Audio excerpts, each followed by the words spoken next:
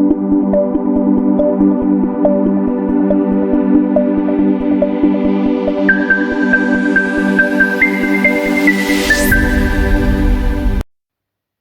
everyone, I am Rashmi Samant and today I will discuss about the topic megaloblastic anemia. Megaloblastic anemia is a hematological disorder. The word hematological means related to blood. So now I will discuss about what is the basic definition of megaloblastic anemia.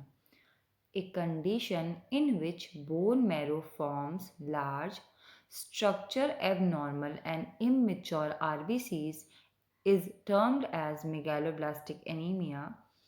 Bone marrow is a soft and spongy material present within some bones. एक ऐसी condition होती है जिसमें जो bone marrow होता है वो large या स्ट्रक्चरली एबनॉर्मल इमेच्योर आरबीसीज का फॉर्मेशन करता है और उस कंडीशन को हम लोग मेगालोब्लास्टिक एनीमिया बोलते हैं। बोन मैरो एक सॉफ्ट और स्पॉन्जी मटेरियल होता है जो प्रेजेंट होता है कुछ बोन्स के अंदर। बोन मैरो में bone marrow stem cells present होते हैं जो रिस्पॉन्सिबल होते हैं for the production of blood cells. Megaloblastic anemia occur due to the deficiencies of cobalamin, vitamin B12 and folic acid, vitamin B9, which are essentially important for formation of RBCs. जो megaloblastic anaemia होता है वो basically अकर होता है vitamin B12 की और folic acid की deficiency की वजह से, और ये दोनों ही आरबीसी के फॉर्मेशन के लिए बहुत ही ज़्यादा इसेंशियल रोल प्ले करते हैं। ईटियोलॉजी, क्योंकि जो मेगालोब्लास्टिक एनीमिया होता है वो विटामिन B12 या फिर फोलिक एसिड की डेफिशिएंसी की वजह से होता है, तो ये दोनों ही फैक्टर मेन कॉजेटिव एजेंट्स होते हैं मेगालोब्लास्टिक एनीमिया के होने के लिए। Vitamin B12 deficiency, pernicious anemia is the term used for megaloblastic anemia arising due to vitamin B12 deficiency.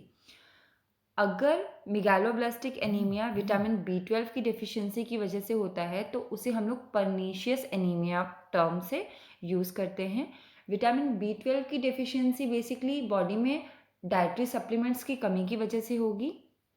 Lack of protein intrinsic factor in the stomach is also caused vitamin B12 deficiency. जो हमारे body में intrinsic factor होता है जो stomach में present होता है, अगर उसकी बॉडी में कमी, वो एक प्रोटीन होता है, उसकी अगर बॉडी में कमी हो जाएगी तो वो विटामिन B12 का जो डाइटरी इनटेक हमने किया है उसका प्रॉपर वे में एब्जॉर्प्शन नहीं कर पाएगा और उसकी डेफिशिएंसी बॉडी में हो जाएगी। नेक्स्ट जो है वो है फोलेट डिफिशियंसी या फिर फोलिक एसिड की deficiency. Folate, A nutrient significant from healthy development of RBCs, is obtained from beef, liver, Spanish। जो फोलेट होता है वो हेल्दी आरबीसी के डेवलपमेंट के लिए बहुत ज़्यादा रिस्पॉन्सिबल होता है और वो हमें बेसिकली स्पेनिश से या फिर बीफ से मिलता है। ठीक है, अगर लोग जो है बहुत ज़्यादा अल्कोहल का कंजम्पशन करते हैं तो वो फोलिक एसिड की बॉडी में एब्जॉर्प्शन में इंटरफेयर करता है। और प्रेगनेंसी ऐसी कंडीशन होती है जिसमें फीटल के डेवलपमेंट के लिए फोलिक एसिड सप्लीमेंट्स की बहुत ज़्यादा रिक्वायरमेंट होती है। तो अगर प्रेगनेंसी कंडीशन में डाइटरी सप्लीमेंट्स की कमी हो जाएगी तो फीटल ग्रोथ पे उस चीज़ का इफ़ेक्ट पड़ जाएगा। Sign and symptoms, in the case of megaloblastic anaemia fatigue condition होती है, मतलब थकावट। स्किन का जो कलर होता है वो पेल हो जाता है, लाइट हेडक हो जाता है, डिजीनेस, फास्ट और इरेगुलर हार्ट बीट होने लगती है, मसल वीकनेस होती है, पेन होती है, डिस्पोनिया कंडीशन होती है, मतलब ब्रीदिंग में डिफ़िकल्टी होती है, डायरिया, नोज़िया और उसके साथ साथ लॉस ऑफ एपेटाइट भी होता है, मेंटल कन्फ्यूज़न होता है, मेमोरी लॉस होता है, विज़न लॉस भी हो जाता है, डिप्रेशन कंडीशन होती है, इनसोम्निया मतलब लैक ऑफ स्लीपिंग, नींद नहीं आना, और पैनिक अटैक्स आने लगते हैं। Pathogenesis, megaloblastic anaemia occur due to vitamin B12 deficiency.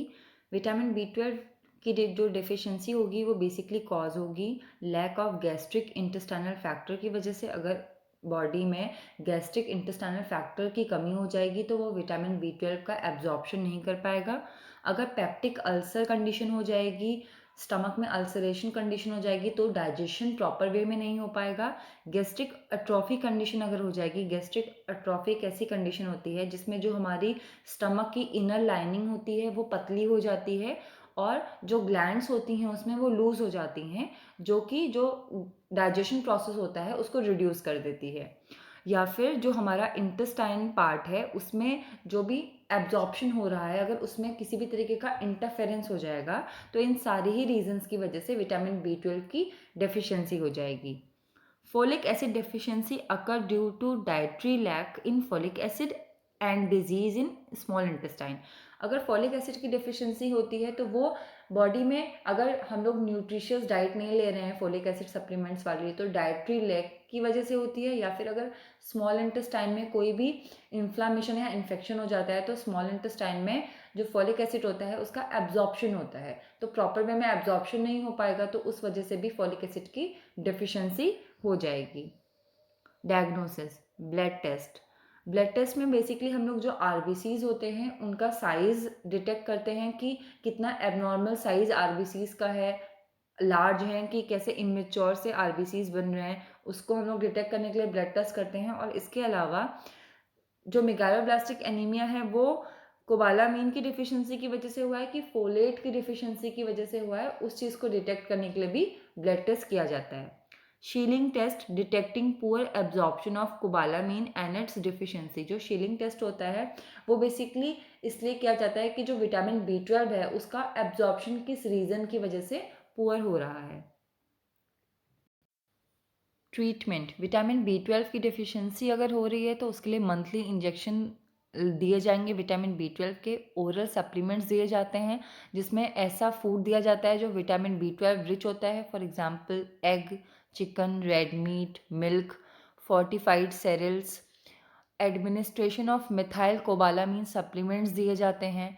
अगर फोलेट की डिफिशिएंसी हो रही है तो ओरल सप्लीमेंट्स दिए जाते हैं जैसे orange, green vegetable, peanuts, whole grains. Prevention, जो भी पर्सन होता है जिसको मेगालोब्लास्टिक एनीमिया होता है उसको विटामिन B12 रिच फूड खाना चाहिए, अपना बॉडी वेट मेंटेन करके रखना चाहिए, फॉलिक एसिड सप्लीमेंट्स का इंटेक करना चाहिए और अल्कोहल का कंजम्पशन नहीं करना चाहिए। कॉम्प्लिकेशन, मेगालोब्लास्टिक एनीमिया की वजह से कंजेस्टिव हार्ट फेलियर हो जाता है, सीरियस बर्थ डिफेक्ट हो जाते हैं और इम्प्रॉपर ब्रेन डेवलपमेंट्स होता है। Thank you.